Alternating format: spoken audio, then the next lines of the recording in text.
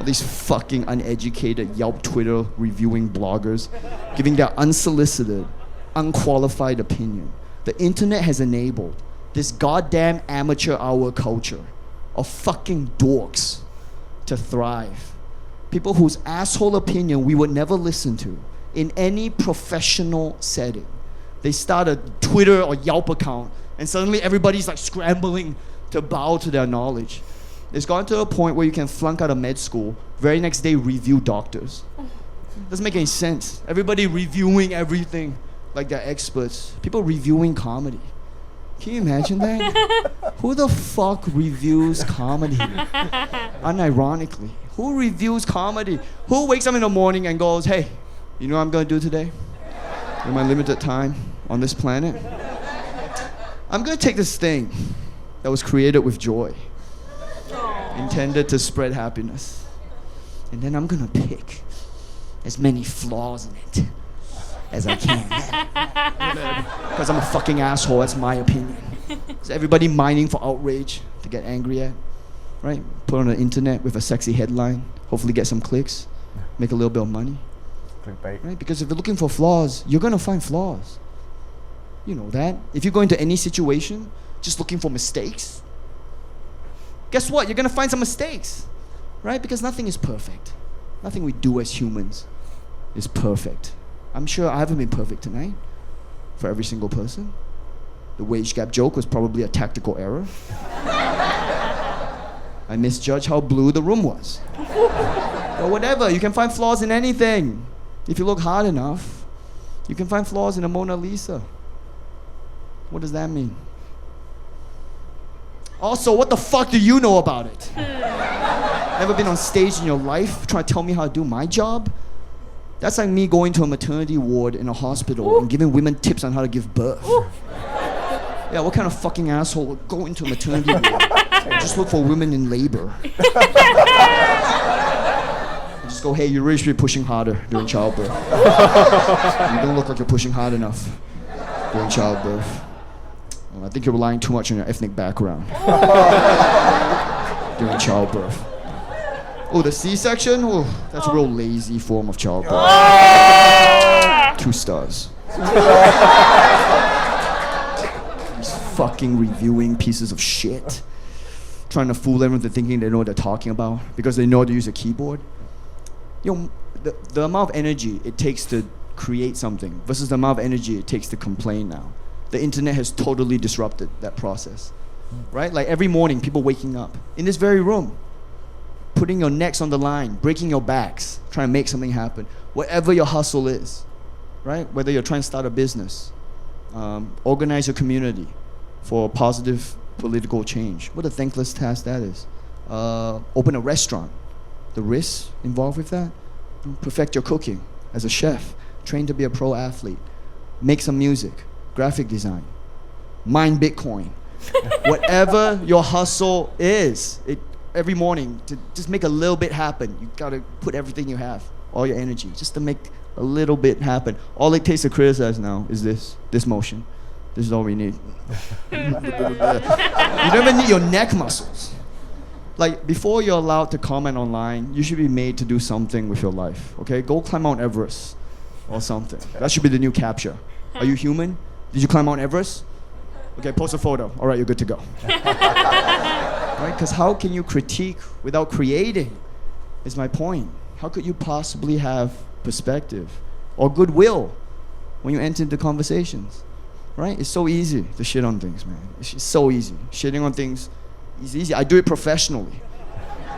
Super easy. It's much harder to build people up, man. It's much harder to do stuff. So we should be doing that.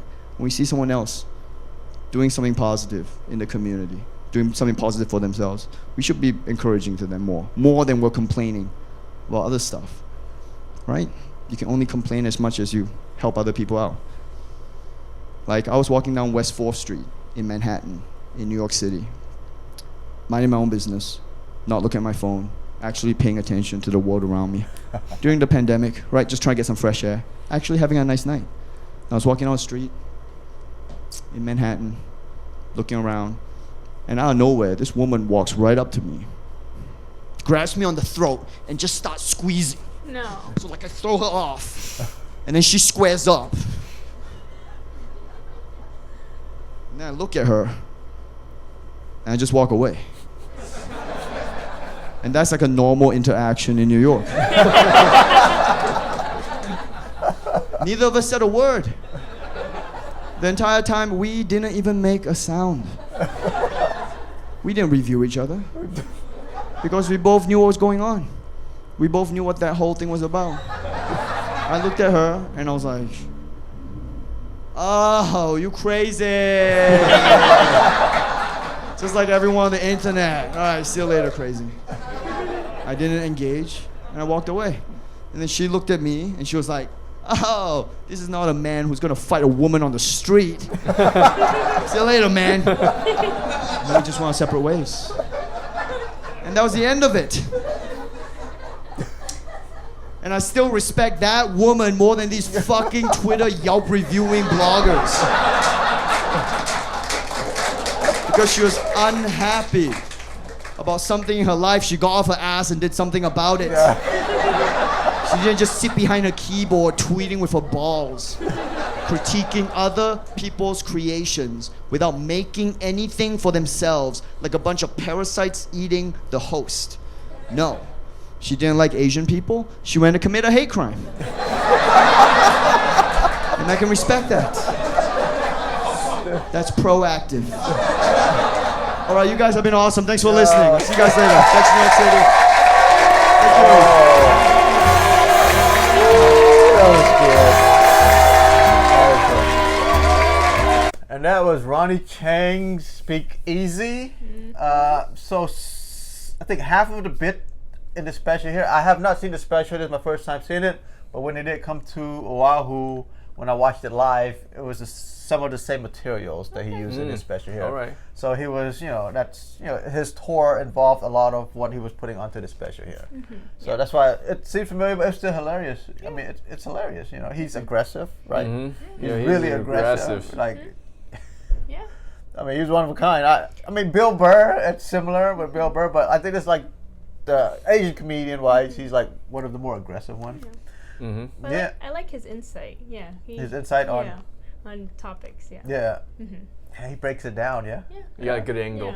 Yeah, good angle, and then I don't know. It's when he talked about the payment and stuff. We're not going to touch on that, but that was hilarious. And the way he set it up, though, about the older complaining man and then the younger, girl. But it's My favorite was the stamp card one too, where he was like, you do this many Oh, things for the same girl, one. and then they don't owe redeem you things, anything. yeah. They don't owe you anything. Yeah, you That buy was a good flowers. joke. Yeah, that was a clever That was a joke. good Yeah, joke. like I did 10 not stamp. think of that. Yeah. My favorite was the 1, 2, 3 Yes. shell the Oh, most the crowd interaction. just shell just pick a color. That was very aggressive. He actually said very nerve-wracking.